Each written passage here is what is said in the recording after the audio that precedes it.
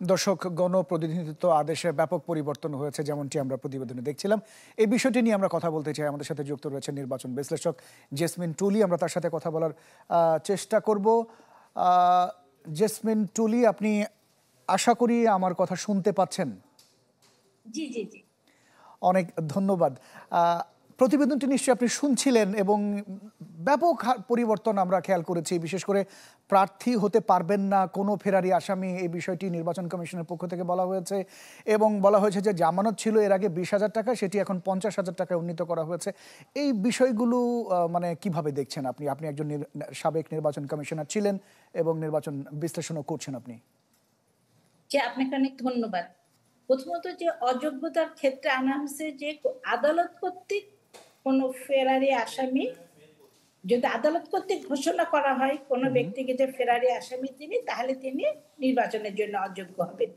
আসলে এই বিধানটা আমাদের স্থানীয় সরকার অন্যান্য নির্বাচনগুলোতে আছে এবং এই বিধানটা নির্বাচন সংস্কার কমিশনও সুপারিশ করেছিল এবং কমিশন এটা নিছে। এটা যেহেতু মনে করেন সিটি কর্পোরেশনে একটা মেয়র যদি না পারে যে তিনি ফেরারি, আদালত কর্তৃক ঘোষিত ফেরারি, তাহলে তিনি অযোগ্য হলে তো মাননীয় সংসদ সদস্যের ক্ষেত্রে এটা তো হবে। জেসমিন টুলি, এই জায়গাটা যদি একটু ইন্টারাপ্ট করি, যদি নির্বাচন চলাকালীন সময় যদি কাউকে ফেরারি আসামি ঘোষণা করা হয়, সেক্ষেত্রে কি হবে? নির্বাচন আসলে এইটা যোগ্যতা অযোগ্যতা ওই পর্যন্তই, কিন্তু যোগ্যতা অযোগ্যতা যখন হবে মানে মনোনয়নপত্র বাছাইয়ের ক্ষেত্রে বাছাই চলমান হবে, তখন তিনি অযোগ্য হয়ে যাবেন। এরপর রাজপথে যদি কাউকে এরকম আদালত কর্তৃক ফেরারি আসামি হয়ে যায়, তাহলে এটা ইলেকশন কমিশনের আপিল পর্যায়ে যখন, সেটা আবার হতে পারে। যদি আপিলও শেষ হয়ে যায়, মনে করেন কেউ যদি নির্বাচিত হয়ে যায় এবং এই চলমান পর্যায়ে যে কোনো পর্যায়ে বলা হয়েছে উনি ফেরারি আসামি, উনি নির্বাচনে অযোগ্য ছিলেন, তার মানে ওনার পুরো নির্বাচনটাই অযোগ্য হয়ে যাবে, যেহেতু ওনার যোগ্যতাই ছিলেন না, অথবা নির্বাচনটা বাতিল হয়ে যাবে। আচ্ছা, শেষ মুহূর্তে যদি জানা যায় যে তিনি ফেরারি আসামি এবং নির্বাচন হয়ে গিয়েছে, সেক্ষেত্রে কি পুনরায় নির্বাচনের কোনো বিধান পরিকল্পনা আছে? না, যদি নির্বাচন হয়ে যায় এবং উনি যদি নির্বাচিত হন, জি, উনি যদি আমি বলছি যে নির্বাচিত হয়ে গেলেন, এরপরে জানা গেল যে উনি একজন ফেরারি আসামি, আদালত কর্তৃক ঘোষণা করা হলো, তখন কি হবে? তখন তো উনি আসলে তিনি নির্বাচনের যোগ্যতা প্রার্থী উনি অযোগ্য ছিলেন, অর্থাৎ উনি নির্বাচিত হয়ে যাওয়ার পরও ওই নির্বাচনটা বাতিল হবে। আচ্ছা আচ্ছা, বুঝতে পেরেছি। আরেকটা বিষয় একটু বলবেন যে এর আগে তো প্রচারণার জায়গাটা আমরা খেয়াল করতাম যে প্রায় 50 লক্ষ টাকা খরচ করার একটা মানে যারা নির্বাচনে অংশগ্রহণ করতেন তারা খরচ করতেন, এটিও বাতিল করা হয়েছে। এটি কিভাবে দেখছেন আপনি? যেটা যে 20,000 টাকা, আমি জামানতের কথা বলছি, আমি বলছি নির্বাচনী ব্যয়ের যে খরচটা প্রার্থীরা যে ব্যয় করতেন 50 লক্ষ টাকা।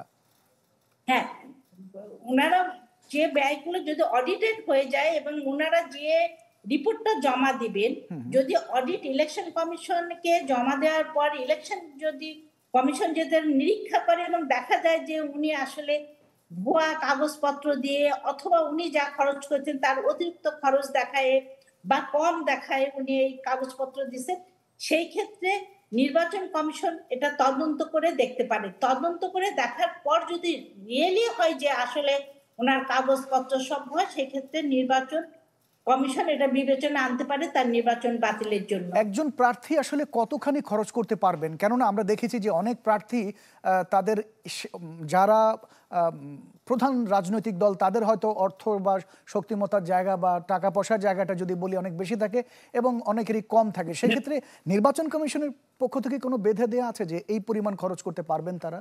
হ্যাঁ, অবশ্যই এটা কোনো আছে যে ভোটার প্রতি 10 টাকা, কিন্তু সর্বোচ্চ সম্ভবত 25 লক্ষ টাকার উপরে না, আমি যতটুকু মনে করছি সর্বোচ্চ একটা বার দেয়া আছে এবং ভোটার প্রতি 10 টাকা, এইভাবে এইটা মানে এটা মার্জিনটা করে দেওয়া আছে। তাই ইলেকশন কমিশন এবার সম্ভবত এই খরচের জায়গাটা বাড়ায়নি, যেটা আগে ছিল সর্বোচ্চ 30 লক্ষ টাকা খরচ করতে পারবে এবং ভোটার প্রতি 10 টাকা, সেই জায়গাটাই সম্ভবত আর রেখেছে, কোনো পরিবর্তন অর্ডিন্যান্স দ্বারা করছেন না।